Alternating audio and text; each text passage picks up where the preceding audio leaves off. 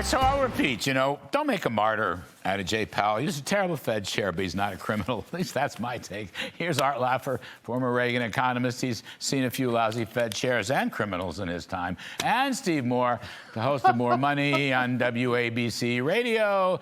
Gentlemen, I don't want to spend the whole segment on this, but Arthur, honestly, he's a terrible Fed chair. He's done a lot of bad left-wing things. He's very political. He ran the place poorly. But is he a criminal? Does he deserve a grand jury criminal indictment for, I don't know, new bathrooms or old elevators at the Fed? What's your take, Art?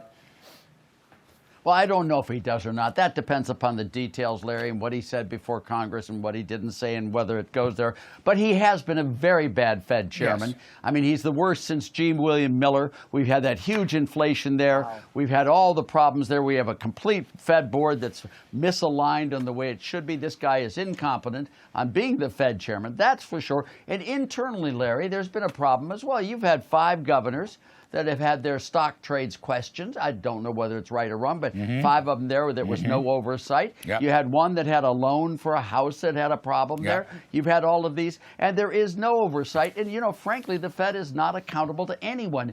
And being independent doesn't mean they can just do any damn thing they want, Larry. You've got to have them accountable to someone somewhere at some time. And I think Powell should have just resigned and gotten out of there and kept his nose clean and all that. But with the Fed refurbishing of the Fed for $2.5 billion, I mean, that's a ridiculous number. So it's clearly these guys, they shouldn't have the license to be able to do this sort of stuff without anyone having oversight. And that's what bothers me about this Fed. And I hope we can put oversight.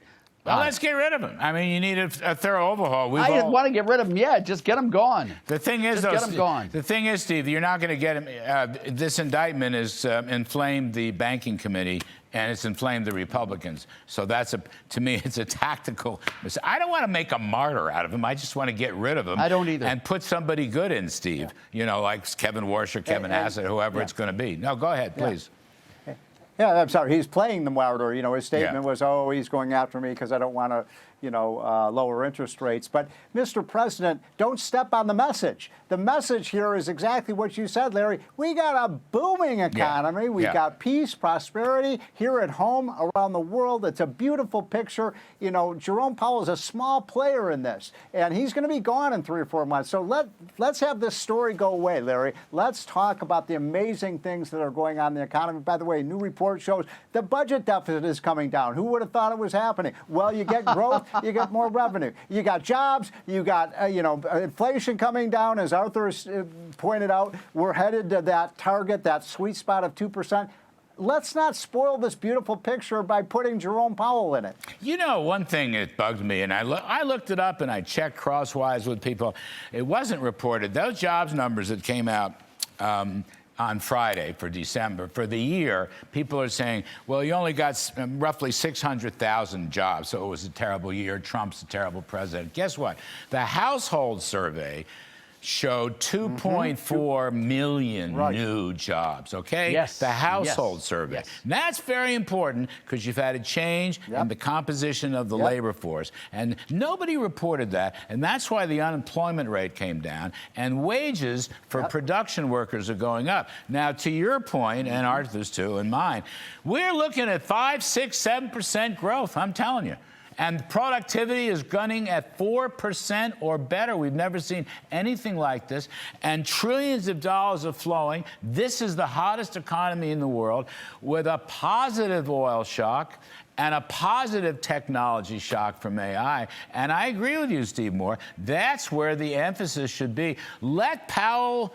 Let him just die an ignominious, quiet, muted death and let him go away, and let's get somebody good in there as soon as possible and not martyr him. That's right. I agree.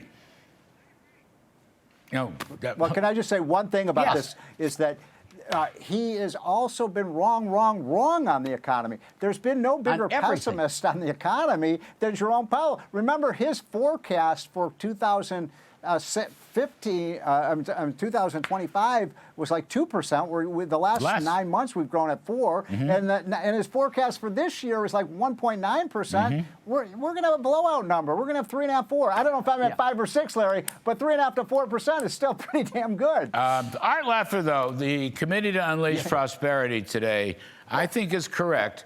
Do we want price controls on credit cards, 10%? I mean, once you go there, aren't those cards going to be removed from people? That's what always, price controls never work, I'm Arthur. not a fan of price controls, but let me go on the labor thing. What really is missing here is the huge change in the population. You've had 3.5 million illegals coming in 24, and now since Trump has been in, you've had about 2 million leaving the country. If you put that back into the employment numbers, the domestically born Americans' employment numbers have risen dramatically, and what you've got is very marginal drop in employment from immigrants, and that marginal is why you have this huge productivity gain. You got real GDP with employment growth of native-born, and that is the biggest story ever. Anyone who says the employment numbers aren't the best numbers you've ever seen doesn't understand those numbers at all. And you guys are right about GDP. I mean, I do think we could get big numbers for next year. Well, look at you've got a positive productivity shock. You've got a positive technology shock. You've got a positive oil shock from falling oil prices. You've got tax cuts. I was just going to say, you've got a positive tax cut shock. That's exactly right. You've got, drill baby drill succeeded. You might wind up changing communist regimes all over the world. I mean, there's that too. Who knows how that's going to play out? It's the darndest thing I've ever seen. It's a terrific thing. You guys are great. I got to get out. Thank you, Art Laffer and Steve Moore. Appreciate it very much.